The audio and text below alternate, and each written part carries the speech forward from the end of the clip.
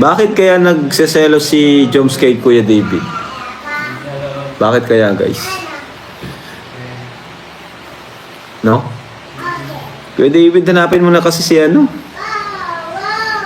Forever mo para din na magselo. Pati mga viewers, guys. Kami kasama din sa Hong Kong sa harap ng Metrobank. Sabi ni Kuya Pure. Sino nasa wallpaper ng phone ni Beyonce? Hindi si Eden. Hindi ko po alam, pero last time may nakita ako yung artista po. Artista po yung nasa ano niya. Grabe, pati wallpaper, napapansin nyo.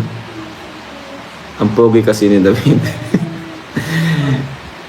Si David daw kasi yung naghatid kay Carla. Ano ba naman niya? Ano ba nangyari, guys? Kaya pala nagtampo si Carla eh. Kaya pala nagtampo si Carla. Kuya David Jarek. Ay, nako. Haha, dahilan lang yun ni Papa Joms. Dahilan lang yun ni Joms. Ay, nako, Joms. Kaya kayo nag-aaway eh. Kaya kayo nag-aaway ni Carla eh. Kasi di mo hinatid. Pero, nagpasalamat si Carla, di ba? Sa paghatid sundo.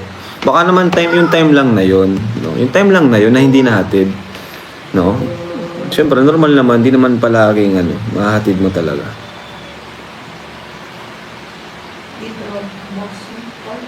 Ha?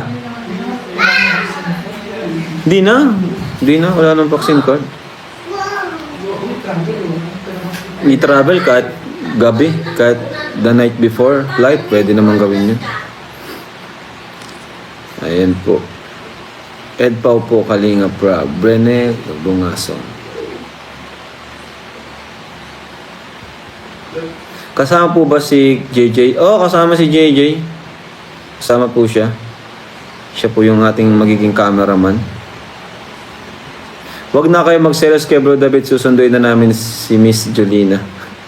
Miss Jolina. Ang daldal ni Rabay. O nga po, high energy pa si Rabay.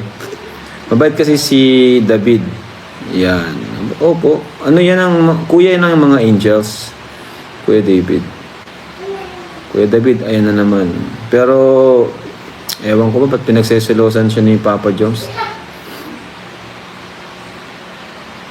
Kasi nanay ko, palagay kong mag-iwalay sa Edward kasi kung... Oo nga, grabe guys. Sana talaga, di sila maghiwalay, Biro lang yun ni Papa Joms pag selos kay David.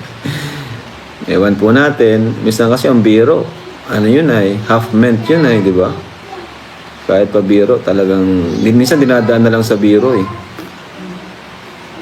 If mawala ang chom ko, remove na YouTube account ko. Kabira, grabe naman.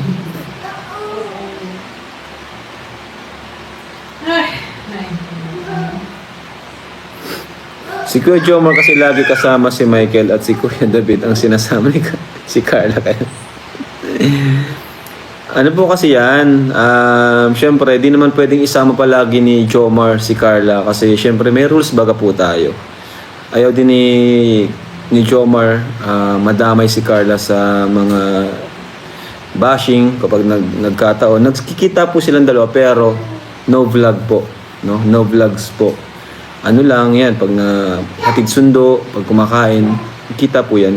Talagang napapanood yun lang po kasi, kaya akala nyo palaging kasama ay sila Carl. Kasi, yun po yung napapanood nyo. Bawal naman pong i-live ni Jomar, nakasama niya si Carla, di ba? Pero di nyo po alam, di ba sabi nga po ni Joy, lumalabas pa sila madaling araw eh. Nagdo-double date sila eh. So ito na nga guys, doon na tayo sa title natin, about kay Carla, na dapat siya ay mag-ingat. Kasi may nakarating po sa akin, may nakarating sa aking balita, na meron daw parang nag-aano kay Carla sa loob ng kanyang apartment.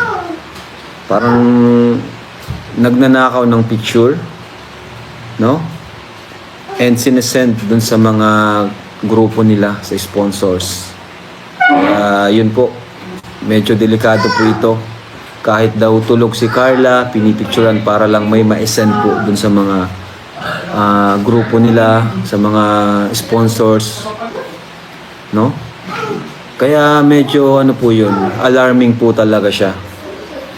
Ang nagsumbong po nito, walang iba po, kundi ang ating mga VIP sponsors. Sila ay sobrang concerned sa ating baby Carla, kay Carla Bells. Kaya po ay sila po ay di na nakapagpigil sabihin sa atin, no? Na si Carla ay dapat mag-ingat kasi may nag-stalk sa kanya. Ang sabi daw po ay parang ayaw kong pangalanan, ano? Pero parang naglilinis daw doon sa bahay. No?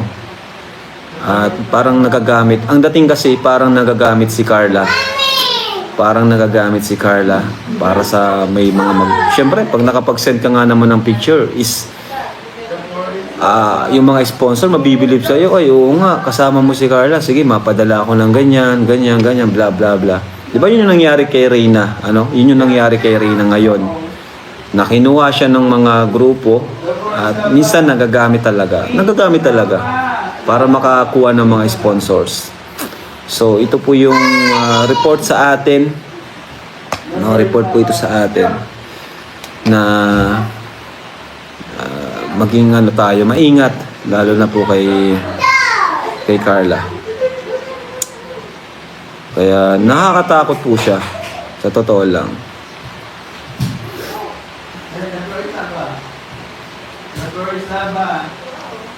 So, ang pinakaayaw ko dito is yung nasabi sa akin na kahit daw tulog po is pinipicturan.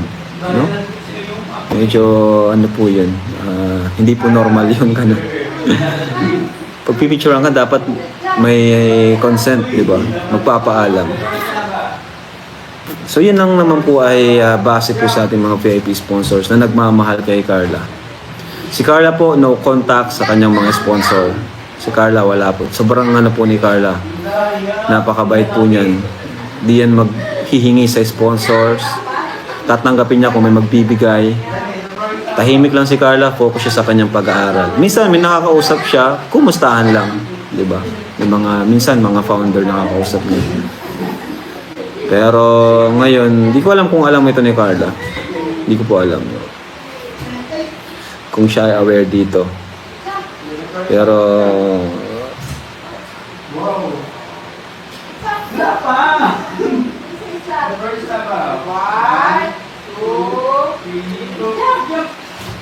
kasama sa bahay, boarding house ang na-picture. Di ko po alam, kasama nga sa bahay.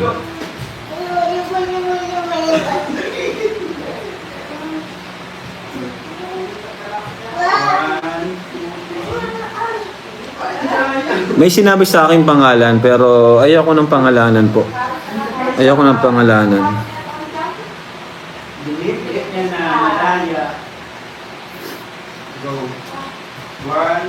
Huwag niyo pong isipin na si Rose Ann saka si ano yun ha. Sino yung kasama niya? Si Rose Ann saka si Arjin. Hindi po si Rose Ann, si Arjin. Baka po madama yung dalawa, wala kamalay-malay. Iba po, parang ano siya. Di ko alam kung tagalinis o parang nabisibisita doon sa apartment. So, yun lang naman po. Ano.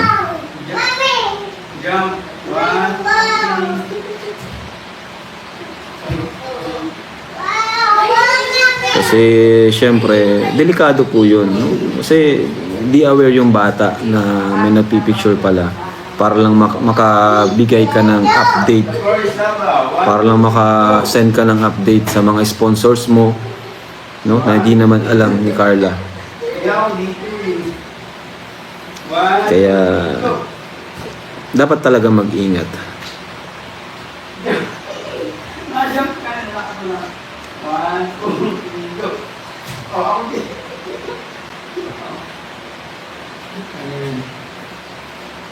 Support Slava. 1, 2, go. Dito mo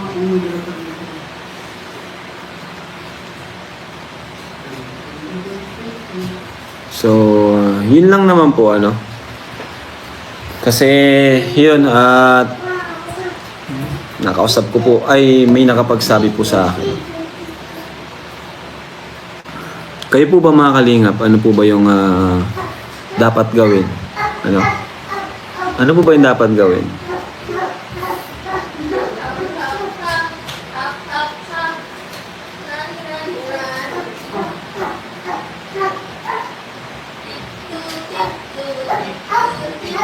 Hindi ko po sure kung Tagalinis, ano? Hindi naman po siguro. Parang ano siya sa, ano, hindi ko po alam eh. Kung Tagalinis.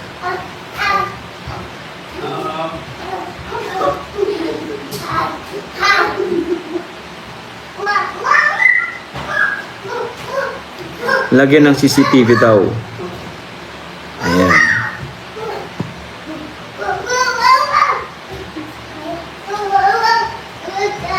Maglagay ng CCTV bro. Yan ang maganda. CCTV talaga.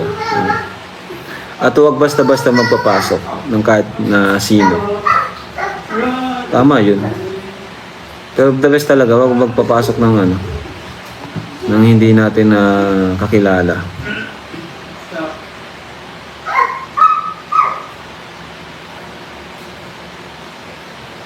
Mami, daddy, mami. Mami, daddy, mami. Ayan. Okay. Lipat na lang daw. Lipat ng apartment. Don't talk to strangers. Kuya P! Tama yan, Kuya P. Pero the best yung CCTV. Maganda yun. Para alam kung may nagpipicture. Ang ano ko dun, yung picture, di ba? Na siguro kaya nila nasabi yun. Kasi may nakita siguro silang picture na tulog si Carla. Tapos may nagpicture. No? Kaya siguro nasabi yun ng mga VIP sponsors natin. At sila ay natakot. Sila ay kinabahan.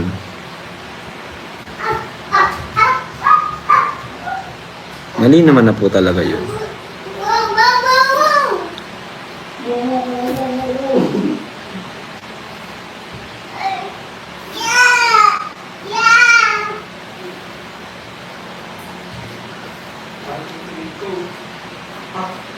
Ang mga napasok doon ay sila Kuya Ian, Kuya David. Ay, hindi po sila.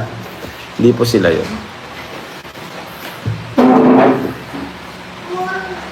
Mami, daddy. Iba talaga ang ano eh. Si Carla po talaga kasi. Sobrang ano na. Sobrang kilala na. Marami na talagang sponsors. Maraming nagmamahal kay Carla. Hanggang ngayon, marami po siyang sponsors talaga. Pero hindi niya hindi niya tinitake advantage ang mga sponsors niya. Hindi niya sinasamantala.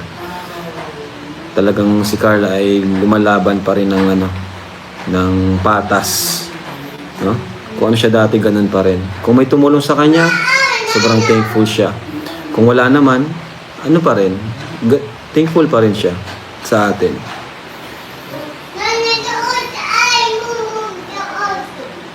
So, yun lang po ang ating nasagap na balita ngayon. Siguro kung may mga panibagong balita tayo, is update po namin. Update po namin kayo, mga kalingap. Kung ano man yung